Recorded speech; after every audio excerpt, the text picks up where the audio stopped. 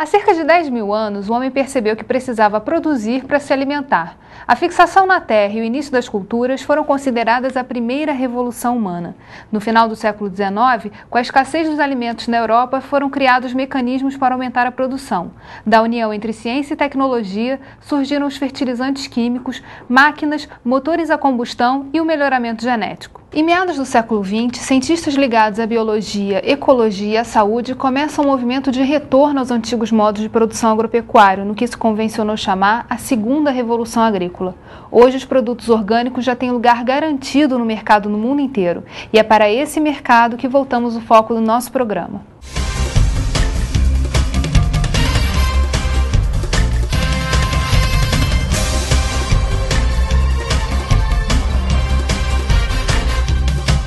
O alimento orgânico é resultado de um sistema de produção agrícola que busca manejar de forma equilibrada o solo e demais recursos naturais. Para conversar sobre o potencial do mercado de orgânicos no Rio de Janeiro, convidamos a coordenadora do projeto OrganicsNet, Silvia Wachner, da Sociedade Nacional da Agricultura, o consultor da AgroSuisse, Fábio Ramos, e a produtora Celina Vargas, do Amaral Peixoto.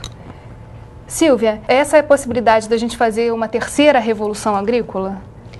Eu acho que é a resposta da situação que está no nosso estado do Rio de Janeiro, mas o mundo.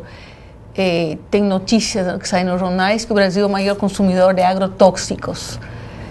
Somos grandes vendedores, além de consumidores de agrotóxicos.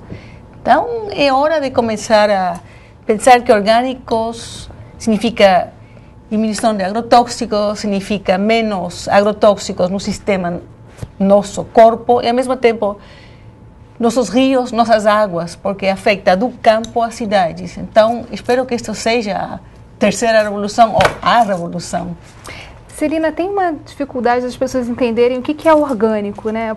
Misturam com hidropônico, com outros tipos de cultura. Na verdade, a gente deve entender o orgânico como um retorno a um conceito de agricultura tradicional, quando não se usava tanta interferência química em formas de sementes, ou em formas de adubos, ou em formas de intervenções quaisquer que sejam, na agricultura. E as pessoas tinham uma saúde melhor e tinham uma saúde com menos problemas. Quer dizer, hoje em dia você tem claro, mais vacinas, pessoas com uma longevidade maior, mas também ameaças de muitas doenças que são graves e que algumas podem ser provocadas pelas interferências de químicas no organismo humano. Um pouco que a Silvia estava falando, que é da maior procedência. Na Europa, hoje em dia, depois da vaca louca, a Inglaterra é um país que tem uma preocupação enorme com o alimento e com o que as pessoas comem e fazem de formas diferenciadas comércios para poder sustentar toda uma cidade. Mas tem um problema do custo, né? E como é que a gente resolve isso? Equaciona o custo com esse bem-estar da população, que é a proposta dos orgânicos? Eu acredito que os orgânicos, ao abranger um conceito muito mais amplo do que só um sistema de produção, ele abrange um conceito de uma estrutura social mais justa, abrange um conceito da preservação ambiental, que hoje, com a questão climática, a gente vê que é o grande motivador da gente estar questionando esse tipo de modelo de agricultura convencional. Ele traz também uma fase de que a gente tem que desenvolver tecnologia. Quando você desenvolve tecnologia, custa mais caro. Então, nós vivemos um momento ainda que o produto orgânico precisa ser desenvolvido, tecnologia, isso tudo leva a um custo de produção um pouco maior.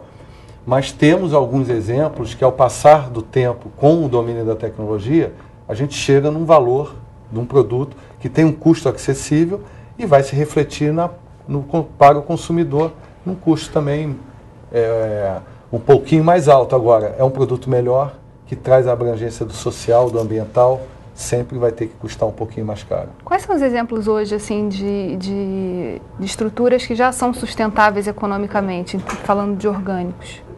No Brasil hoje nós temos alguns projetos onde tem apoio do poder público, por exemplo, o Estado do Paraná, ele traz projetos onde você tenha a estrutura pública atuando. Quando você tem isso, você tem um efeito muito positivo. né? No estado do Rio de Janeiro nós temos algumas iniciativas, mas nós carecemos ainda um pouco mais de apoio para realmente a estrutura de produção orgânica se viabilizar. Quais são as dificuldades, Celina, que você encontra no dia a dia na produção? Olha, você encontra dificuldade de escoamento da produção, quer dizer, é difícil às vezes você ter acesso aos centros de mercado.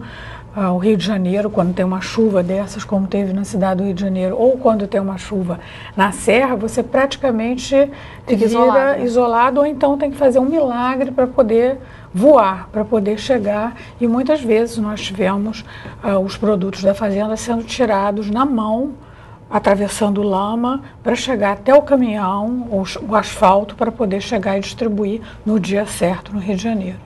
Isso é um problema enorme. Fora a infraestrutura toda da zona rural do estado do Rio, que é muito precária. Luz, faltar luz é comum. Telefone. O telefone funciona quando o raio permite ou quando a chuva não chega.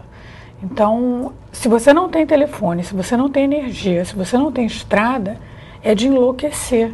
E são estruturas básicas para qualquer desenvolvimento, de qualquer trabalho, de qualquer cidade, de qualquer zona rural, para chegar até a cidade onde está o mercado consumidor e atender corretamente as pessoas. É muito difícil trabalhar no estado do Rio.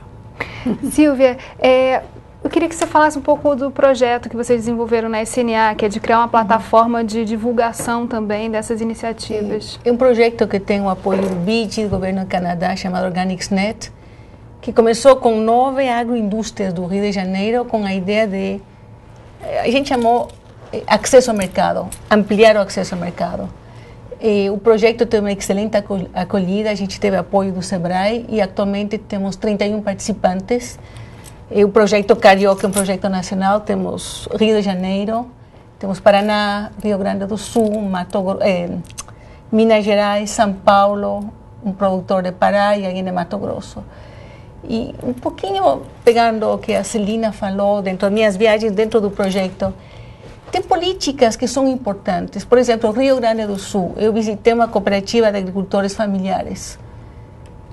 E esses agricultores familiares, em pequenos municípios do Rio Grande do Sul, colocam o município à disposição dos produtores uma câmara fria, onde o produtor leva seus produtos, paga um pequeno aluguel, não lembro mais, uma taxa 30 ou 90 reais, não lembro mais, por mês. Então, pode pegar os produtos e o dia da feira levar um produto perfeito à feira. Eu estive presente quando estavam tirando ameixas, tomei fotos. Então, são esse tipo de coisas, aumentando, incrementando o que falou a Celina, que fazem falta. Não custa muito, mas é uma maneira de ajudar os produtores. É uma maneira que diz o Estado, bom, me interesso de ajudar. Um dos pontos que nós temos também de estrangulamento, que eu acho importante citar, é a questão da assistência técnica.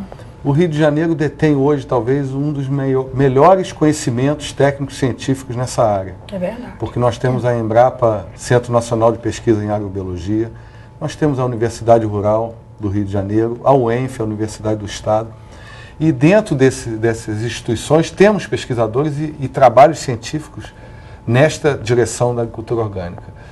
Daí poderia-se nascer um amplo trabalho de assistência técnica, extensão rural, levando aos produtores o conhecimento da tecnologia, que vai ajudar a viabilizar com esses pontos no gargalo da logística, né, no gargalo estrutural da agroindústria, e eu acho que isso também seria um componente. Trabalhar o conhecimento.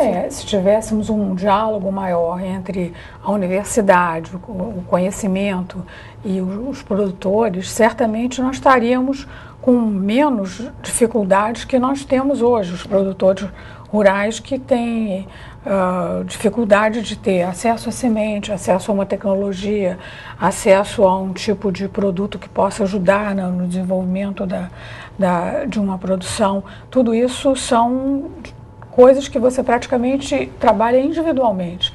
Você conhece uma pessoa, você adota um consultor, trabalha, e nem todo mundo pode fazer isso. Ou então grupos de produtores poderiam se organizar para ter um consultor, para ter um técnico, para ter uma assistência técnica. Ou o Estado poderia, e deveria, né?